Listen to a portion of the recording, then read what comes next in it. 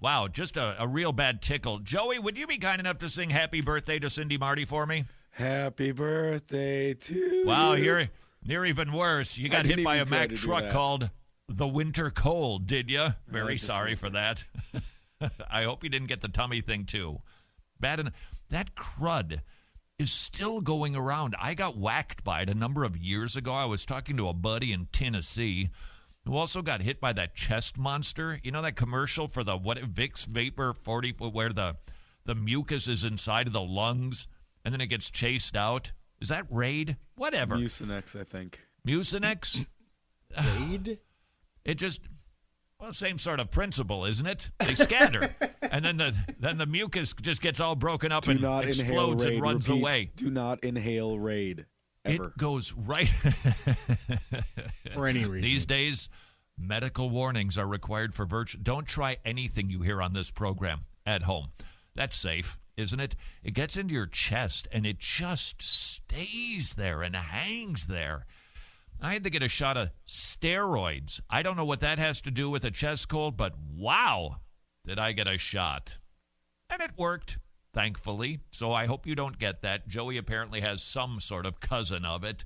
So I'll have to sing Happy Birthday to Cindy Marty or not. Let's just bless her this day and not sing it. She's the co-founder of the Tomorrow Clubs. She's celebrating a birthday. I was just watching a story Max sent to us. We're going to post this, I believe, on Saturday. It's not just a reminder that the Tomorrow Clubs in Eastern Europe is an amazing ministry. It is a reminder how powerful the gospel is in transforming lives. I know so many evangelical ministries these days make transforming lives kind of their everything. And they got bypassing regeneration and repentance and faith, being born again. Hey, it's all about change. We're changing lives here at this church. Saw a video, some pastor knucklehead. Hey, everybody, I don't know what you're doing for the holidays, but, we're seeing lives changed, and we'd like to be a part of that. So come on to Life Change Church. In fact, they're probably, Joey, I know you're sick, so don't talk, but just Google Life Change Church. And let's just see if there's one out there. All right, Tony, while Joey is looking, you and I are not going to gamble because there will be no money involved. But what are the odds there's no Life Change Church? Oh, I think there's a Life Change Church somewhere. So I would say 1%. I'm giving a 1% shot. There's no Life Change Church. Otherwise, that might be a little high. If I wanted to sit and bet, I'd do it. Although I have to say, doing, sort of a... come on. If we how bet could you look away from Life Change Church? How can you look away? With all the health and wealth and prosperity types, how could you not have a Life Change Church somewhere? Really? Joey, is there a Life Change Church? No, there are 3. We'd have won. Quickly to Vegas. Ohio. Well, I'm hot. All righty then. Michigan. Let's bless Cindy Marty by simply wishing her happy birthday. The story that I saw was of a young man. This won't wreck it for you, so please watch it when we post this on Saturday. It's a young man, very typical in Ukraine. He was born into a poor family. He was put into an orphanage straight away. When he was old enough, he busted out, hit the streets, goes to a Tomorrow Club, and now you'll just have to see what this kid is like. It's like, what? He went from that to this?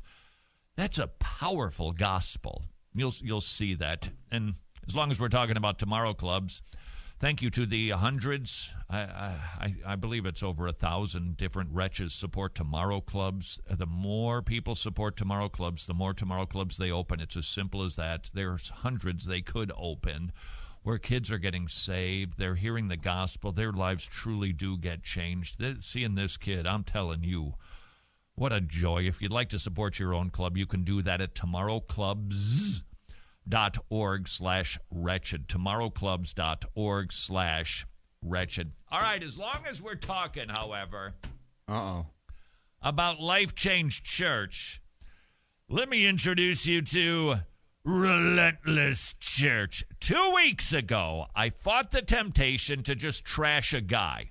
His name, Pastor John Gray. He used to be a Joel Osteen staff pastor.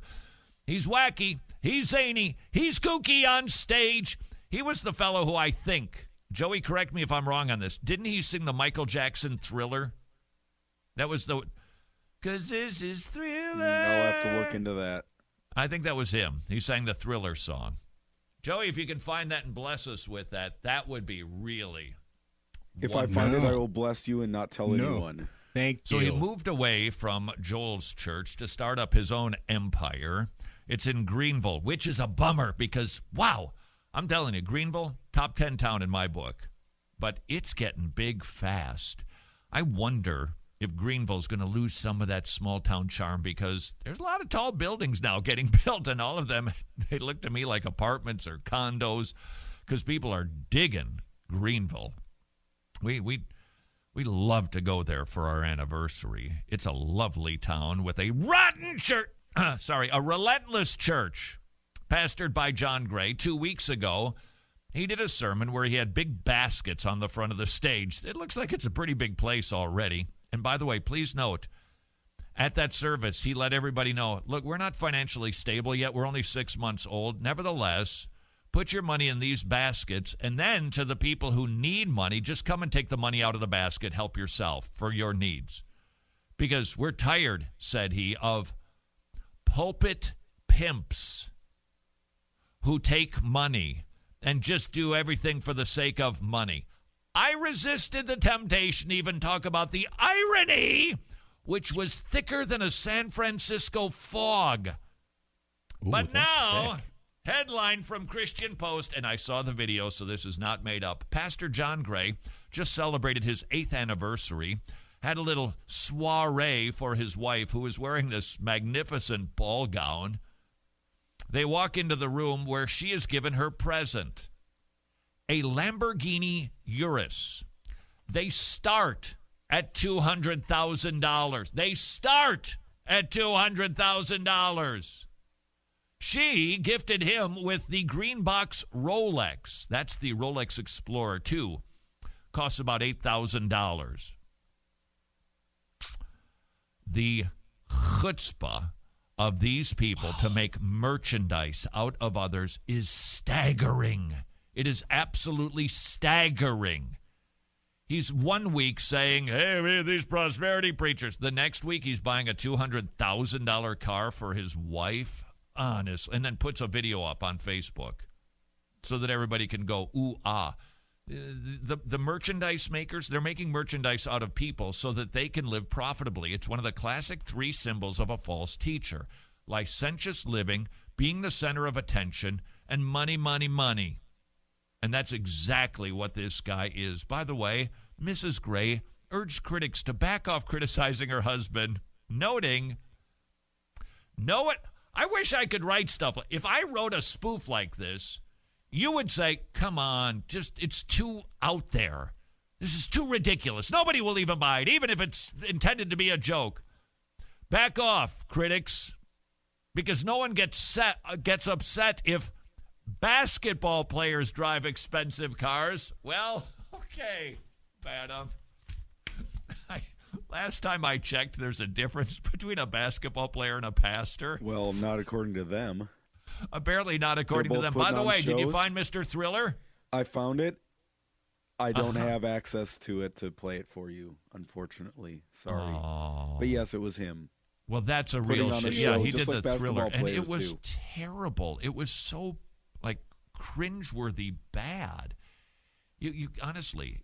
And I think, I don't know if Joel Osteen was sitting in the congregation or not, but it was dreadful. I know that Joey will be working hard to retrieve that for us so we can enjoy and relive that wonderful moment at Joel's church, courtesy of the most ironic pastor in the country. You know, I got to tell you, somebody just sent me an email during the break. I do what everybody does. I'm looking at the email. A guy sent in a pastor dressed in an elf costume doing a rap-off Last week, I believe, maybe it was this week, last week, whatever. There was a football rap between Alabama and Georgia as the opening worship rap. Nothing about Jesus, just about football, which for many people, it is their deity. So this guy said, well, take a look at this. The pastor is actually dressed up as an elf doing a rap-off. I'd play it for you, but the sound is just really crummy. It's this man, he looks like he's 50-something, gray hair, dressed up like an elf, and he's trying to be cool, and the audience is laughing, and ha, ha, ha, ha. These guys, they so break down the decorum and the dignity of the office, there will be no office left. They're just tearing it down in their own way, and I just wish they would get out of the business that they are in and quit wrecking the role of pastor, which therefore tears down the church and gives us story like Pastor Lamborghini Urus. This is Wretched Radio.